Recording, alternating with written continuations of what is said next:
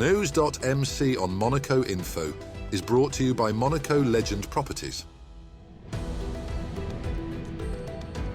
Our exclusive interview with the personalities making the Principality. My name is Laurence Jenkell, and I'm a French artist, born in the middle of France, and I've been now living in Cannes and Monaco as well, and I'm very happy to be here, of course. I'm a self-taught artist, female artist. I'm now Chevalier de l'Ordre des Arts and des Lettres. So I have that kind of recognition worldwide, but which was not so obvious at first, because when I first started, I used to really be keen on doing things, but that was just for myself.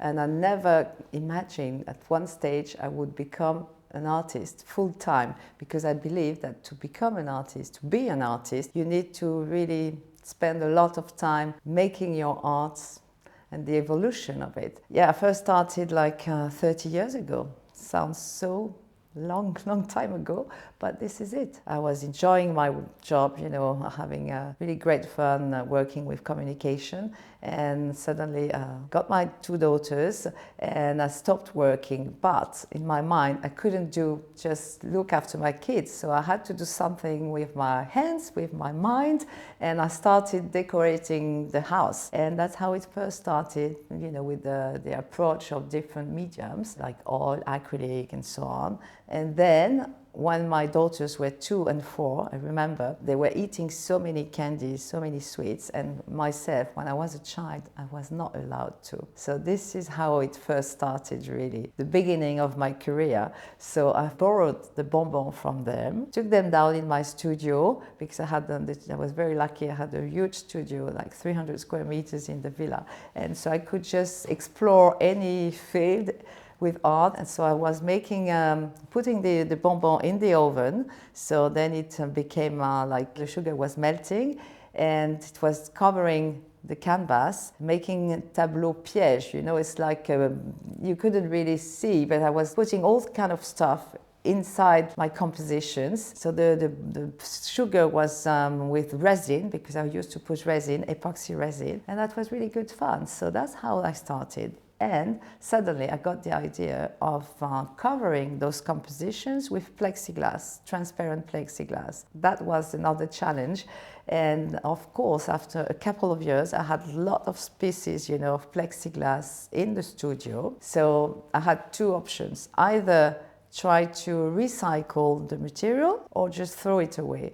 And as I'm self-taught, as I really like, you know, just trying to do things you don't expect, really. So I started putting that little piece of plexiglass in the oven. And I had the oven, you know, the one we have in the kitchen, because I was also doing some porcelains and things in that oven. So I was putting the plexiglass, and after a little while, I realized that it was melting, and when I, you know, removed it from the oven, I could just play with it. And without even thinking of making a bonbon, I had a twist on my left, a twist on the right side. I said, wow, this is a bonbon. So I was so proud of myself, and I could feel something would happen. I just had to get better with the material, because it was just so not nice at all, with bubbles, black and so on. But, you know, something was just the beginning of a new story. And actually, you know, those little ones I was making at the time, they are just very similar to the one I experience now. Same style, I would say, and this is why I ended up now, especially in Monaco. I first started making some workshops,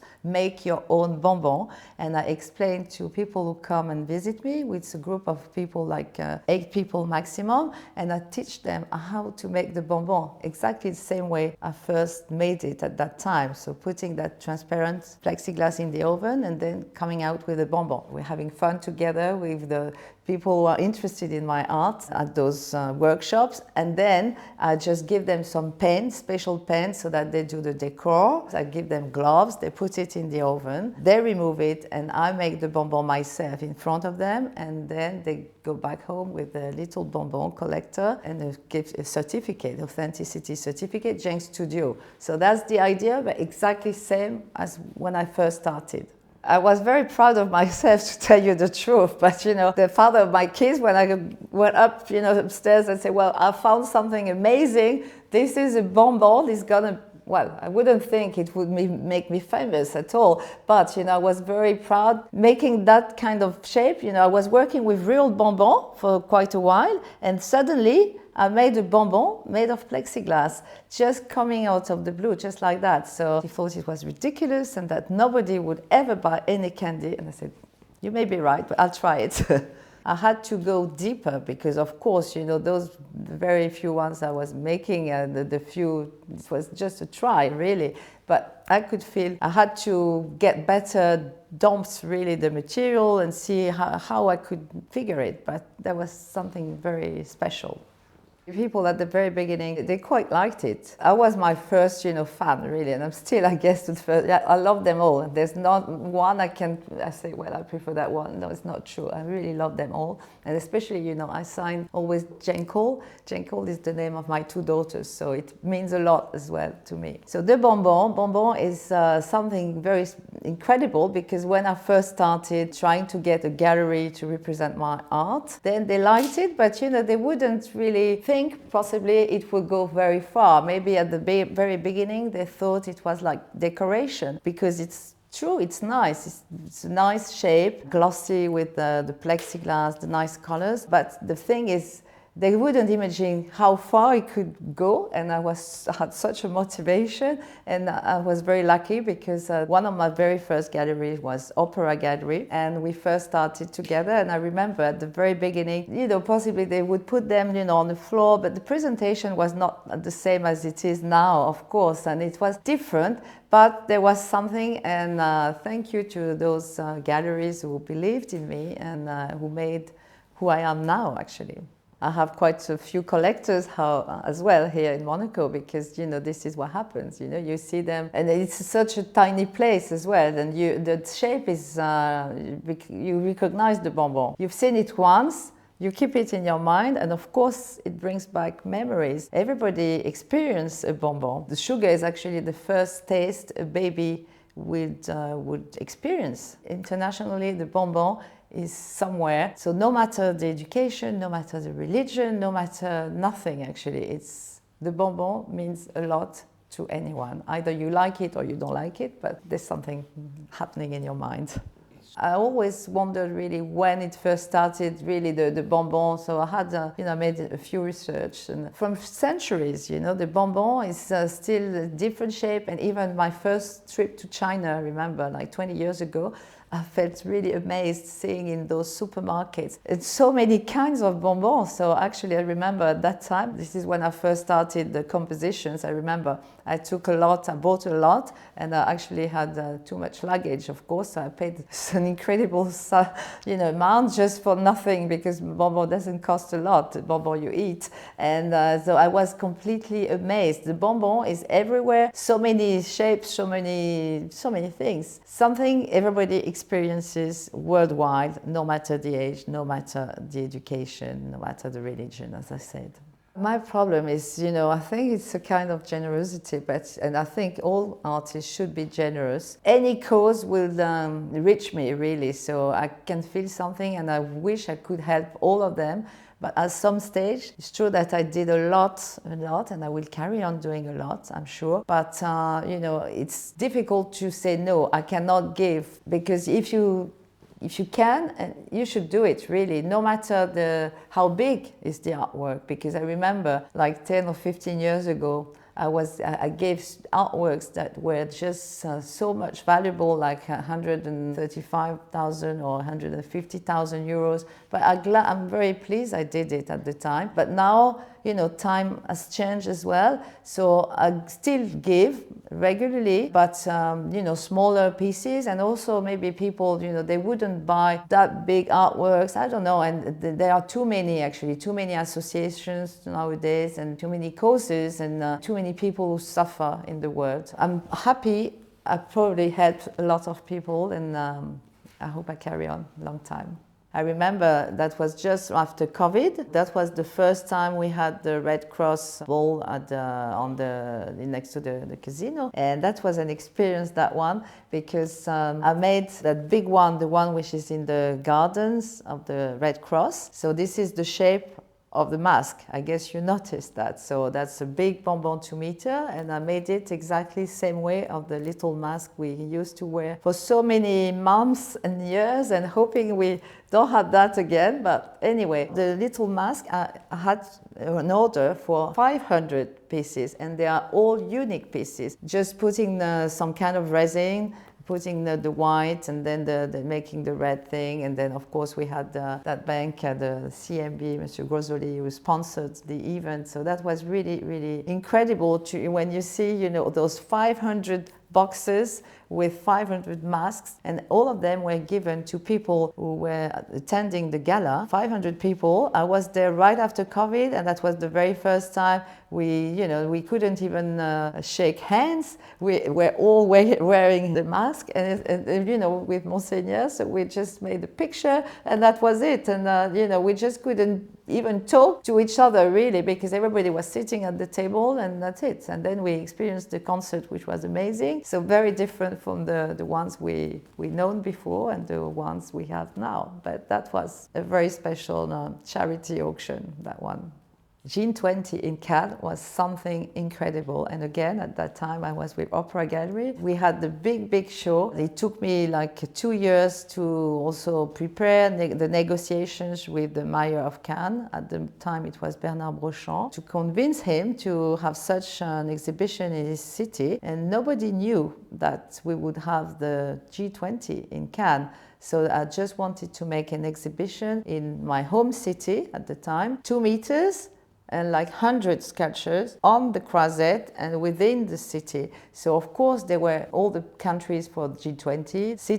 Countries were already arranged, but 6 months before it all started, I just, you know, made it especially for G20, you know, the way we settled it and with the places on the croisette. And that was the top of the top exhibition, 6 months. And also additional, la cerise sur le gâteau, so the cherry on the cake, was that I went to Paris, especially, you know, Monsieur Brochant, the mayor. He said, no way, you cannot leave it for the G20. You have to remove it. The exhibition, end of the show, is end of October. I said, come on, we have G20 in the city. We have to stay a bit longer, because that was, I think, 3rd and 4th of November. We wanted to stay longer on the croisette. And he said, I cannot decide. You know, the decision will be made in l'Élysée. So in Paris, I was very lucky, because I met Laurence Jenkell, that you know. He used to be the ambassador, the French ambassador here in Monaco, and we agreed on, you know, he convinced Nicolas Sarkozy to just actually buy 20, well, more than 20, because they were all the countries, 20 countries, plus the 4 guest countries, plus you know, some kind of Greenpeace association, FMI, and so on, who also got some bonbon of mine. So all of them, somewhere in the world, either in the office, private office, home, or wherever, they have a little bonbon 40 centimeter with the color of the flag of their country. So that was something very, very special. And also inside the Palais des Festivals, I had all those journalists who were, of course, attending conferences and waiting for, you know, the results. I had on display 20 sculptures, smaller sizes, 80 centimeter, that were inside the Palais des Festivals. So with those 3,800 journalists attending, and having nothing to do during the day except filming, making, you know, interviews and so on. So I had like 38 interviews from all over the world. So of course it helped a little bit in my career, I guess.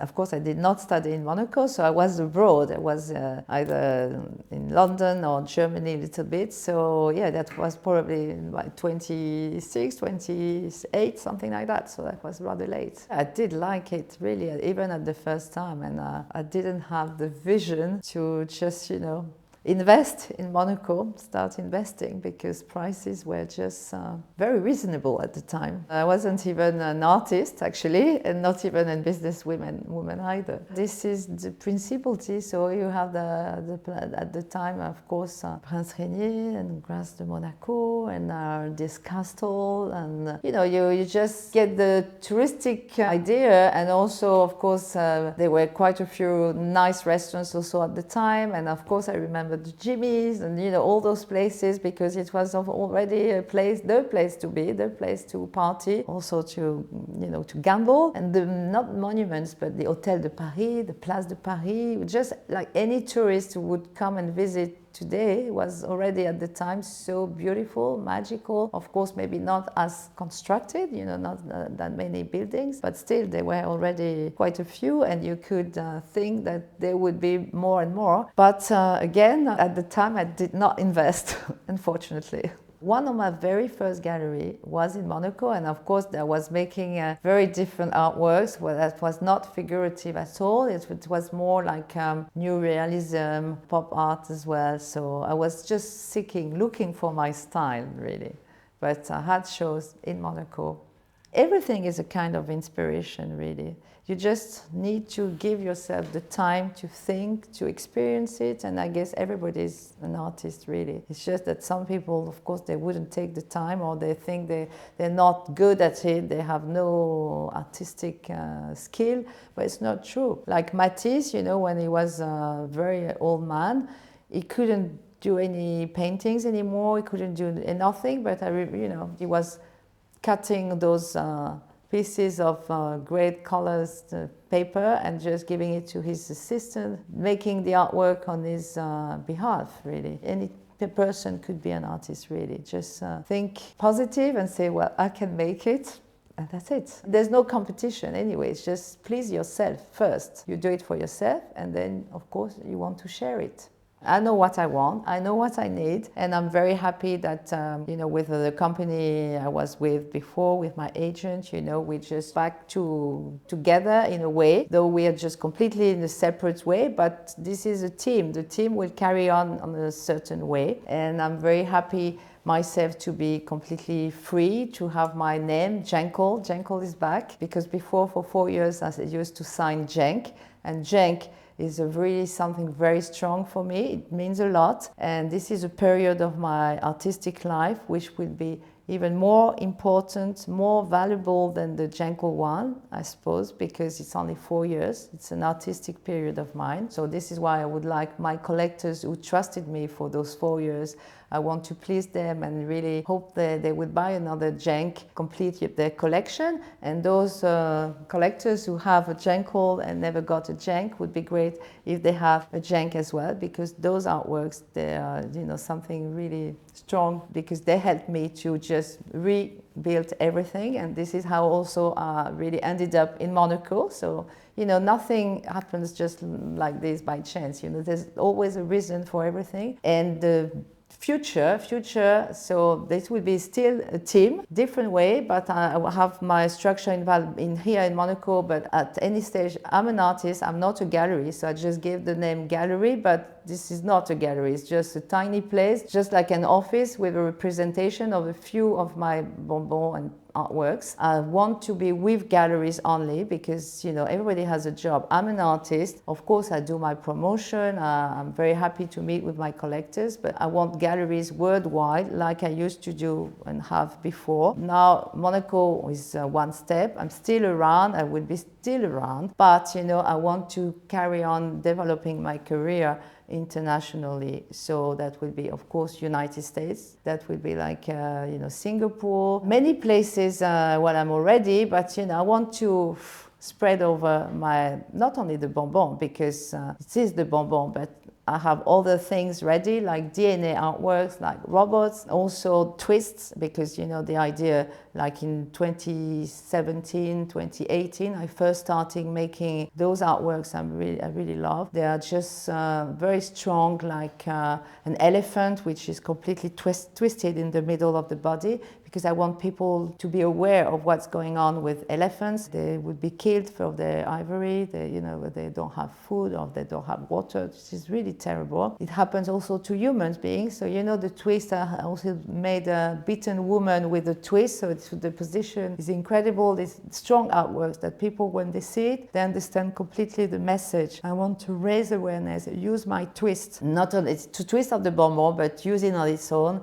Like a coffee machine, we drink coffee a lot, and without thinking, maybe at some stage we don't have that much coffee. I made a fridge, everybody has a fridge, but some people, they don't even eat, so they don't have a fridge though. So having a twist on the fridge means a lot. It's not only the environment and so on, but it means also people suffer not eating properly, and we are in 2024, so this needs to stop. And I think it's nice also to use art to raise awareness, help. And this is all about charity and things as well. It's just help. If art can also be used for that, that's wonderful. It's something we experience, we love it, but try to also help other people.